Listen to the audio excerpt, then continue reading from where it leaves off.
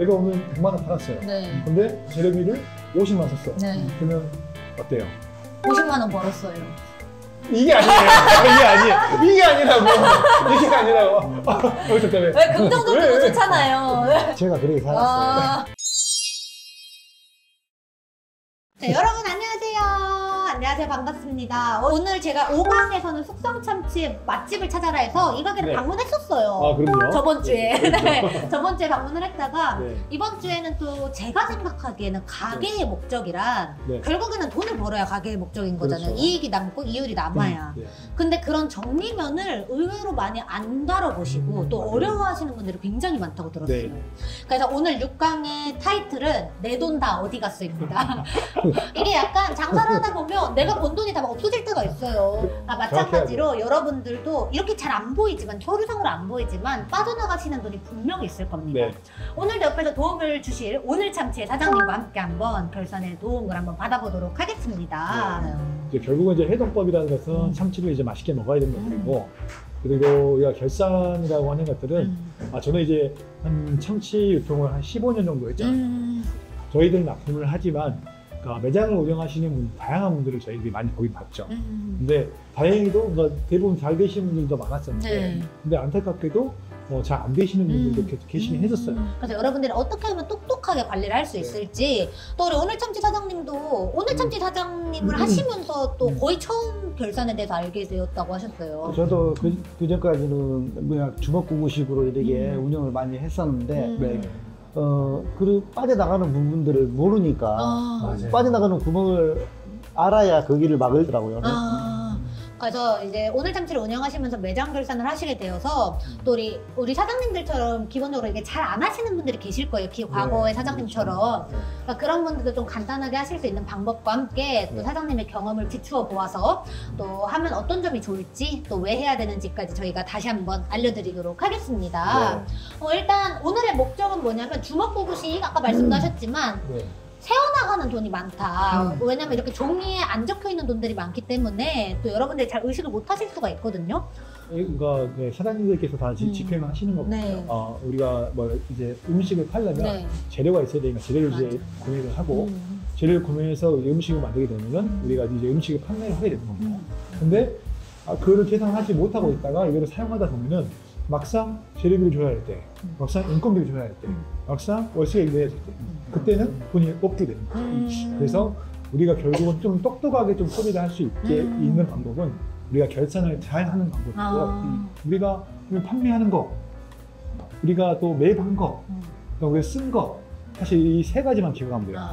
제가 대표님 말씀을 들어보고 제가 지금 문득 떠오른 게 뭐냐면 이제 매장 비용이랑 개인 비용을 동일하게 생각하시는 분들도 계시더라고요.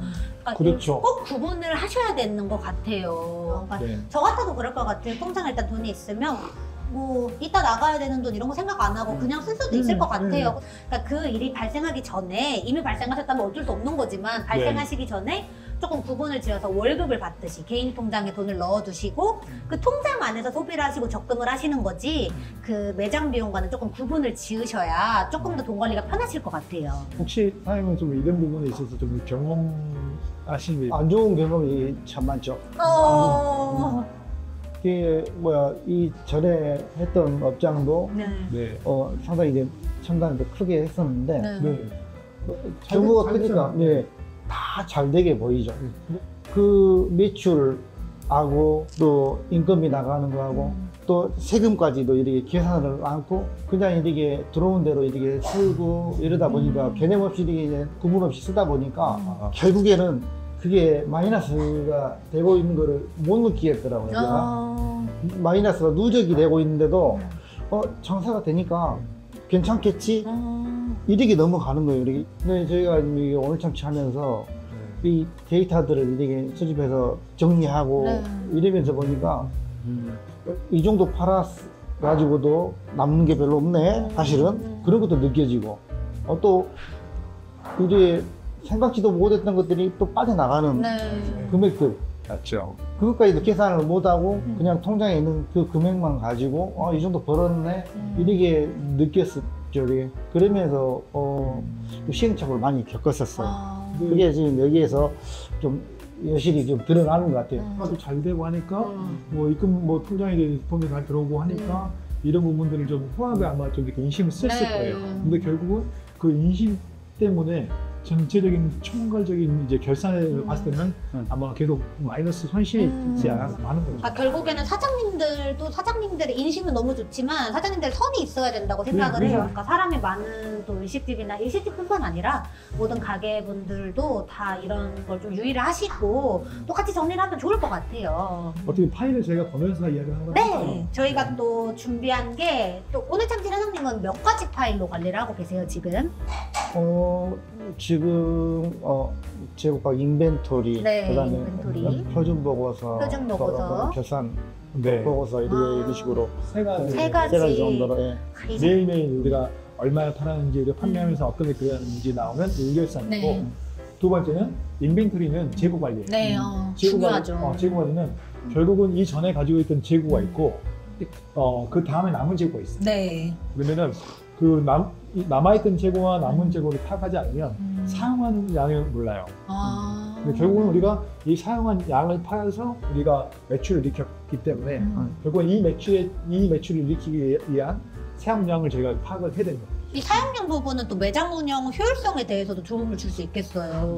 그리고 주요 메뉴의 코스트 관리라는 거죠.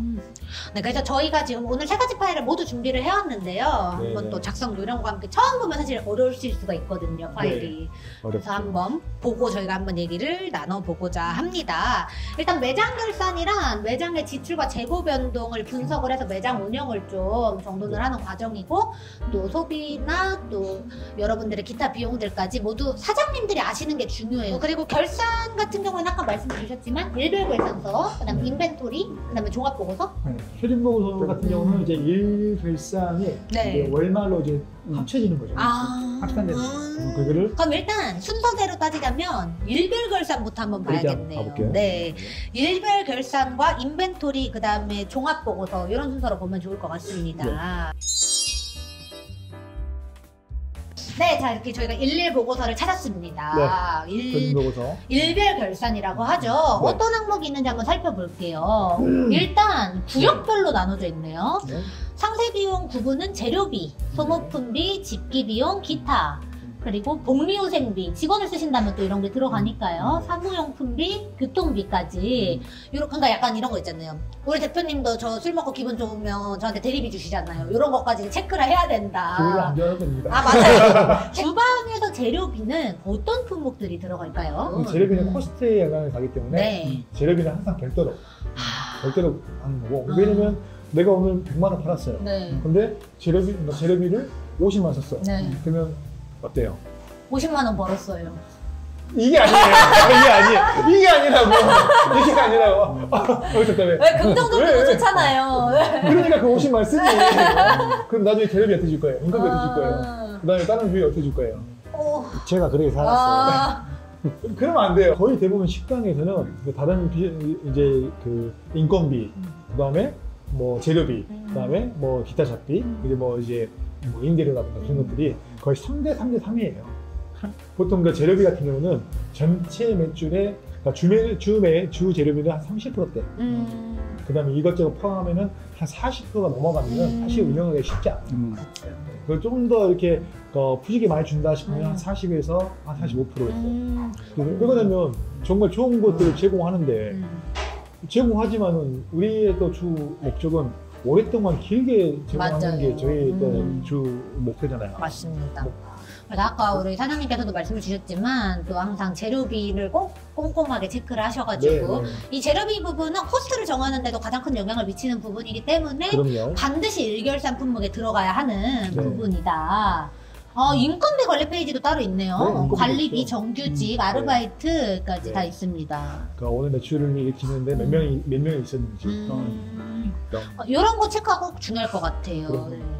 그다음에 결제 건수, 매장 네. 매출, 그다음에 스마트 주문 배달 매출까지 따로 있네요. 이 배달 매출을 꼭 따로 생각을 하셔야 되는 이유가 배달 플랫폼마다 또 수수료가 다르잖아요. 기본. 그래서 이런 거, 이런 것도 또 체크를 꼭 하셔야 됩니다. 저 배달 매출도 그 수수료 부분들이 네. 너무 이렇게 과도하게 많이 나가기 지출이 되기 때문에 네. 오시는 분들 또 아니면은 그렇게 주문하신 분들한테 이제 어필을 이제 직접 오셔서 이제 포장해 가시면 저희가 뭐 서비스로 뭐 샐러드, 연어 샐러드를 드린다든가 아니면은 오셨을 때는 조금이라도 더 양을 더 푸짐하게 더 드린다든가 그런 식으로 이렇게 어필을 해서 많이 방문 포장을 하시게끔 유도를 하고 있어요. 그러니까 이런 수수료 부분도 꼭 체크하셔가지고 네. 사장님처럼 방문 포장으로 유도를 하시거나 네. 근데 요즘 세상에서는 사실 배달이 좀 빠질 수 없는 것 같아요. 사실은 많이 줄었다고 하더라도 그러니까 이걸 좀 똑똑하게 결산을 해서 네. 지출 비용을 확실하게 결산을 하는 게 필요합니다. 현금인지 카드인지 네. 그다음에 배달 매출인지 네. 홀 매출인지 그리고 메뉴 분별도 있네요. 그렇죠. 오늘 몇 개가 나갔는지, 네, 다 파악하는 거죠. 금액이 얼마인지. 그렇죠. 네. 그러니까 여러분들이 일보고서만 제대로 작성을 하셔도 사실은 정말 여러분들 생각 못하겠다 하시면 일보고서라도 꼭 작성을 하셔야겠네요. 안 걸릴 거예요. 더 어렵지 않아 보이는 게 저희가 숫자만 넣으면 수식이 다 완성이 되기 때문에 뭐 따로 더하고 빼고 이런 문제가 없기 때문에 또 간편하게 하실 수가 있습니다. 일별 결산 보고서 한번 확인을 했고요. 일별 결산에서는 일매출 분석과 함께 또 직원 현황까지 관리를 할 수 있으니까 또 그 직원 비용도 똑똑하게 잘 나가고 있는지 확인을 한번 해주시면 좋을 것 같습니다. 맞습니다. 다음에는 재고 관리를 한번 보겠습니다. 결국은 이 재고 관리도 이제 코스트의 관리예요. 저희들이 그러니까 예를 들면은 그러니까 매 달마다 저희들이 매출이 다르고 네. 매 달마다 구입한 금액이 달라요. 네. 구입한 수량이 달라요. 그러니까 이게 달이 지나가는데 이 전달에 구매한 것들이 있고 그 다음 달에 사용하려고 구매하는 게 있어요. 그러면 전달에 사용하고 남은 거하고 이번 달에 사용하고 남은 것을 우리가 전달에 남아있는 것을 플러스 시키고 이번 달 남아있는 것을 마이너스 시키면 딱 이번 달에 쓴 것들만 딱 계산할 수가 있어요. 그러면 우리가 총 매출 대비해서 네. 이번 달 쓴 것을 정확하게 대입하게 보면은 그러면은 우리가 전체 코스트가 얼마가 됐구나 네. 확인할 수 있는. 그러니까 이게 인벤토리가 제일 중요한 게 뭐냐면 참치를 담가서 참치만 인벤토리에 적는 게 아니더라고요. 네, 그렇죠. 네. 그럼요. 그리고 이걸 어떻게 사용하시냐면은 그러니까 매월 말 이제 매출이 끝나면 네. 그때 재고 파악하시면 돼요.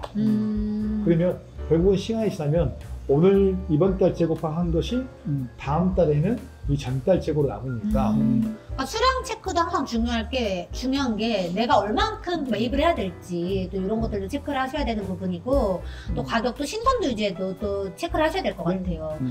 재고 파악하시는데 시간이 어느 정도 걸리세요?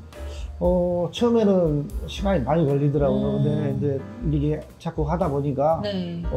순서도 좀 정해져 있고 아. 예, 뭐 나름대로 노하우가 생기니까 그래도 그러게 처음처럼 시간이 많이 걸리지는 않아요. 이게.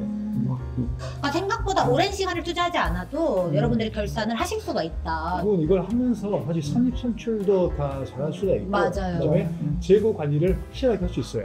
또 이게 연관이 되어서 일보고서랑 종합보고서에 또 내용도 적을 수가 있으니까 꼭 한 번씩 그러면- 해보세요. 네.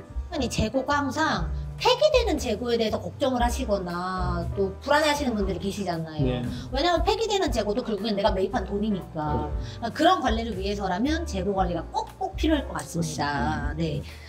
그리고 이걸로 인해서 발주 기준까지도 여러분들이 잡을 수 있으니까 반드시 작성 부탁드리겠고요. 결국은 사실 이거를 만들어내기 위해서 저희들이 이제 두 가지의 인벤토리하고 표준보고서를 작성한 거였죠. 제일 중요한 거죠. 네, 자 다음으로는 손익보고서 한번 살펴보도록 네. 하겠습니다. 결국은 사실 제가 표준보고서를 네. 보고서하고 우리가 이제 월말에 그 인벤토리를 작성한 다음에 이거를 결과치를 만들어내기 위해서 저희들이 이제 표준보고서하고 인벤토리를 작성한 거예요. 네. 그래서 이거는 뭐냐면 우리가 한 달 동안에 이제 얼마만큼 매출이 이렇게 됐는지 그럼 그 매출을 일으키기 위해서 어떤 지출들이 나갔는지를 우리가 표현할 수 있는 것들이거든요. 그래서 보면 우리가 제일 위에는 한 달에 실 매출액이 써 있죠. 그다음에 여기 원부자재가 있고 그다음에 인건비가 있어요. 인건비. 인건비에도 뭐 식비, 잡비가 있을 것이고 일반 또 매장 수상비, 매장에 더 별도로 들어가는 비용들이 있을 거고 그 밑에 보면은 이제 공과금 같은 경우도 사실 이렇게 많을지 몰랐죠. 가스, 전기, 통신, 수도, 세무, 정수기, 화재보험, 보안, 퇴직금, 그다음에 세금, 원천세, 그다음에 홍보 마케팅도 필요하죠. 결국은 그래서 우리가 총 매출, 네. 총 매출에서 원자재 비용을 빼고 근데 원재 대비도 어떻게 보면 여기서 나중에 100% 밑에 보면은 구성비가 네. 사용 금액, 그러니까 매출 대비 얼마 썼으면 그다음에 몇 프로 썼다 네. 또 나올 수 있어요.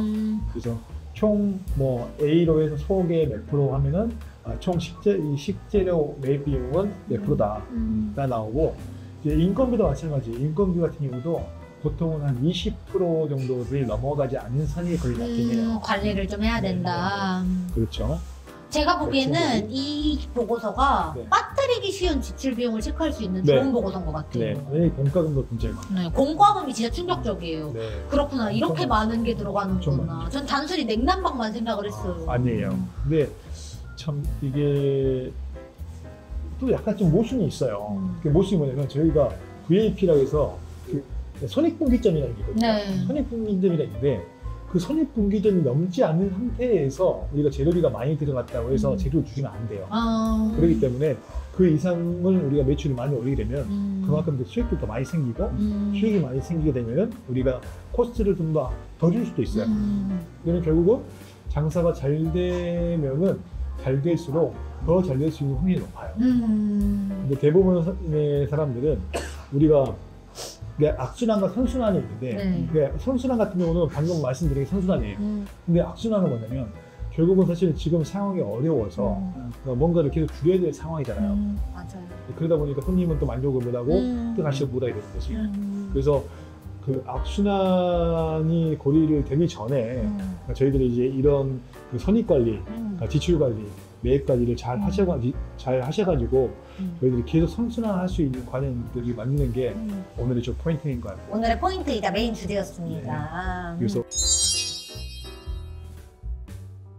이런 자료들을 저는 이제 이런 자료들을 널리 퍼뜨리고 이런 내용들을 여러 사람들한테 다 안내를 해드리고 싶어요. 맞습니다. 근데 여러분들 필요하신 분들은 댓글 남겨주시면 네. 저희가 보내드리도록 하겠고요. 그럼 직접 활용하신 분께 제가 한번 날카로운 질문을 드리도록 하겠습니다. 자, 첫 번째로 매장 결산을 하게 되면 수익 비용 구조에 실제 변화가 생기셨나요? 눈으로 이렇게 데이터가 나와버리니까 네. 이 부분이 좀 이렇게 조절을 해야 되겠다. 네. 그런 것들이 눈에 보이고 또 생각지도 못했던 부분들이 많이 또 이렇게 빠져나가는구나.